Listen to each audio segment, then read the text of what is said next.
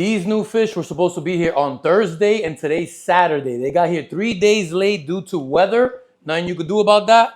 I don't expect these guys to be alive, but let's open this box up right now and see for ourselves. This is the first of 3 boxes. I'm not wasting any time here. We're getting these guys out of here ASAP and see what's happening. Wow, that guy's alive. First fish out of the box is alive. I don't even want to temperature acclimate these guys, but they're going right into the quarantine tank. Yeah, it is. Look how much color's in his face after 3 days in the bag. All right. Into some clean water. Let's go. Let's see if we got 2 for 2 here. This guy make it? Yup. He's alive too. He doesn't have a lot of color though. Get him out of this bag. He's looking kind of wobbly. These are big boys. He's huge. Let's put him right in there. Okay. Calm down. They're not too happy. Anything else in here? Oh, besides the heat packs. So the heat packs kept them warm for 3 days. But I'm just really surprised that they survived a 3-day shipping. Let me go grab box number 2. All right, box 2. Let's see if these guys made it.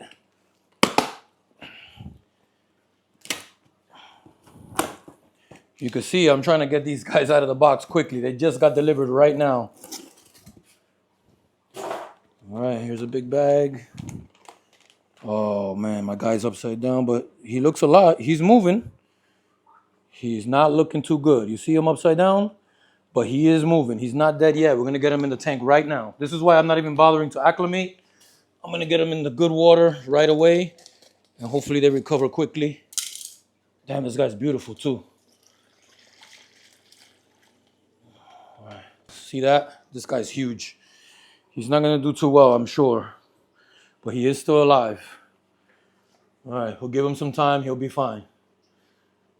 I'm going to get all these guys, if they're alive, into the tank so I could turn the lights off, put some stress guard in the tank, and just let them recover. Here's another guy, also alive. Wow, I cannot believe these guys are alive. These are strong, healthy fish from Snake River Cichlids, if they're surviving this. Yeah, that guy's got some spunk. Okay.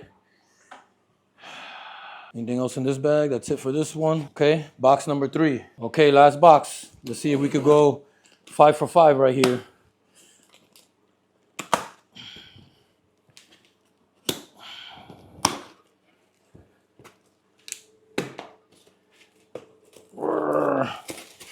Come on, let's go 5 for 5, buddy. Be alive.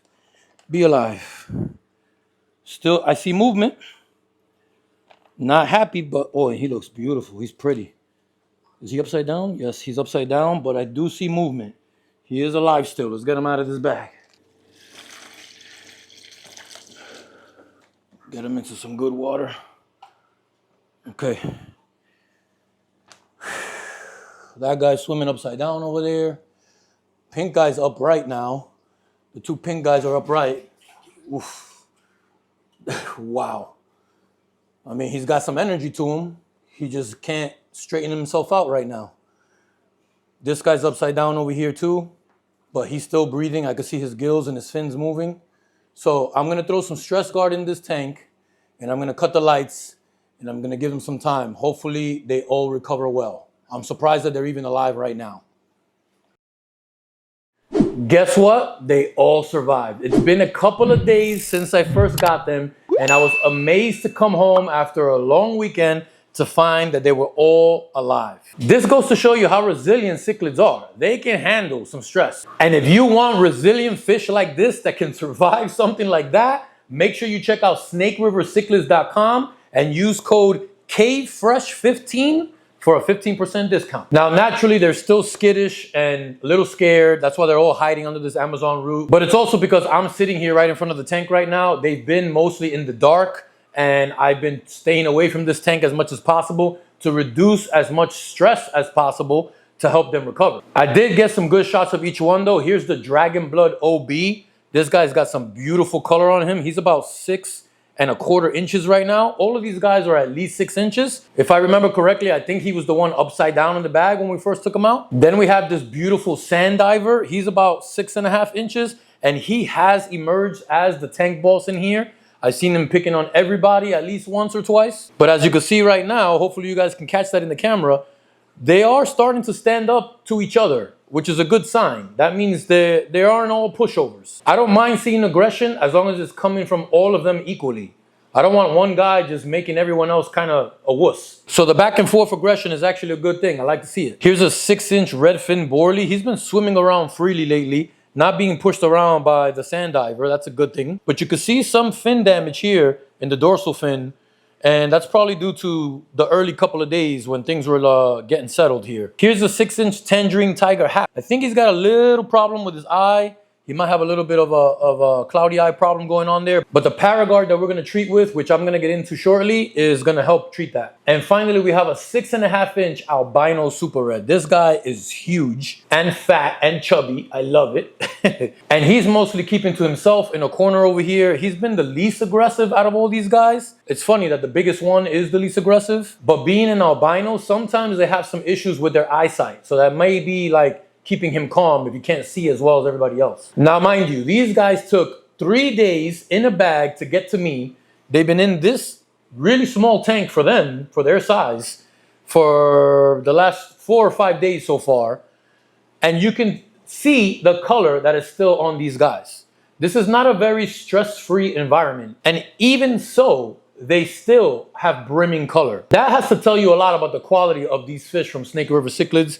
If these guys look like this now, I can only imagine when they go in that tank over there and they have all that freedom and all that swimming space, they're gonna shine really nice. As you can see, now that I've been sitting here for a little while, they're kind of starting to come out from under that rock and under that piece of wood and swimming around a little more freely. So you can see the more interaction they get with human presence in the area and with bright light in their environment, they start to get used to it and they start to come out. Now, let me talk about this tank real quick because I know I'm gonna get a whole bunch of questions on how and why I set up this tank this way. First of all, this is a temporary 40-gallon quarantine tank, all right? It's very well known that African cichlids need a minimum of 55 gallons. This is not where they're gonna stay, people. This is temporary. And yes, I did set up this tank the day before they were supposed to get here, even though they got here 3 days late, but it was set up the day before with no media at all. There's no beneficial bacteria in this tank.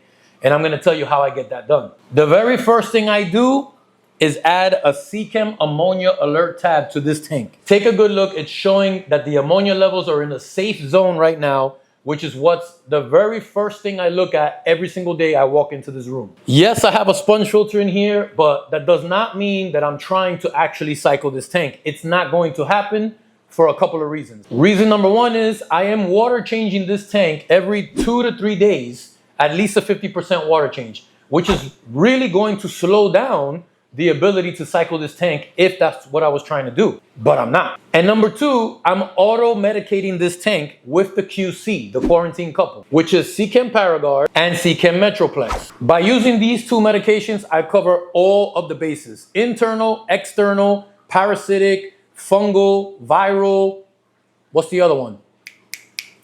Bacterial. They're both very mild medications. They can be used together and they cover all the bases. But something to keep in mind is that Metroplex is antibacterial, meaning it's gonna kill any bacteria in the tank, good and bad. So if I was trying to cycle this tank, the beneficial bacteria that would start to grow in here is going to be eliminated by the medication. Which is why in this type of a quarantine setup, I'm doing water changes every 2 to 3 days to maintain the ammonia levels at a safe level, which I'm keeping an eye on with the SeaChem ammonia alert. And I'm dosing prime daily to detoxify any ammonia that does start to build up in the tank, because it will. These guys are gonna stay in this quarantine tank for at least 30 days with the QC medication daily for at least 10 to 14 days. Now, many of us kind of equate quarantine with medication, treatment, disease prevention type of thing. And that's all well and good. But there's another very important reason for quarantine, which I'm going to get to in a second. But first, I've said this before, and I want to say it again in this video. I believe there's only 2 types of aquarium fish keepers in this hobby. One of them is the type that never quarantines, because they have never experienced a devastating entire tank wipe in their hobby yet. And the other type is the one that has experienced that because they didn't quarantine and now they quarantine. If you are in that former group, I'm sorry to tell you that eventually you will be in the latter. Sometimes it's hard to believe in the advice that's given and believe in the severity of that advice until you actually experience it for yourself. And I say this literally from my own experience because I've known the importance of quarantine, and sometimes I cut corners myself, and I'm currently going through the consequences of cutting corners, which is a good little wake-up call for me, you know? Maybe I needed to be reminded of how important it is to quarantine correctly, especially when you have this much fish, this many tanks, this much potential loss to deal with. By not doing things the right way, risk versus reward. Okay, so besides treatment, disease, medication, things that we all are very aware of, why most of us need to quarantine, there's another big reason, and that has to do with how these guys looked that first day that I took them out of the bags and put them into this quarantine tank. They are totally stressed out. If I were to add these guys into that Thunderdome immediately after opening the bag, whether they took 3 days or not, even if they got here, let's say in 6 hours, those guys would be terrorized in that tank because all of those fish are established, they're healthy, they're confident, they're strong, and they're gonna pick up on the weakness of these new guys and they're going to attack. So besides disease prevention, you also want to quarantine to allow your guys to settle in. Give them time to de-stress. Look at these guys now, right here at the front of the tank. At the beginning of this video, they were all hiding underneath the wood right here. And now that I've been sitting here for 5 or 10 minutes recording this video, they're all starting to come out now. Fish need time to adjust, to get used to their new environment, the lighting, the people walking by, the water parameters, the temperature, all of that stuff, they need to adjust to it. And if you just throw them into the fire over there with those guys, it's gonna be a big problem. So if you don't believe in disease prevention, if you really truly believe that where you're getting your fish from are always super healthy, don't carry any parasites or anything like that, if that's truly your belief, then quarantine for the fact of letting your guys settle in, settle down, relieve their stress before you invite them into an environment that could potentially kill them. Now, if you're wondering what I'm talking about, why these fish are so aggressive and why they're gonna try to kill each other, then you must be new to African cichlids. And if you like what you see here or in my main tank and you wanna learn more about African cichlids, I have a whole full-length premium online course for you to check out. It's gonna be right up there in the top right-hand corner. But you can also start with my free webinar training to get a feel of how I teach the course and what to expect if you purchase the course. The link to the free webinar is gonna be down in the description below. Now that I know that these guys survived, I'm gonna go ahead and add them to my AquaBuilder app by tapping on my African cichlid tank, hitting items, clicking on update, and then tapping the quantity of my peacocks, adding 3 more, hitting update, and then I'm gonna tap on the quantity of my haps, adding 2 more, and hitting update, and finally done. This is how I keep track of all the fish that are in my tank with the AquaBuilder app. And if you don't know what app I'm talking about, I don't know where you've been, but welcome. Make sure you check out that playlist right there. It's gonna give you all the info as well as how to download it for free. If you want more information on African cichlids, check that playlist out right there. It's gonna give you a lot of information. But before you go, if you enjoyed this video, make sure you give it a thumbs up. Don't forget to subscribe, and I'll see you on the other side. Peace.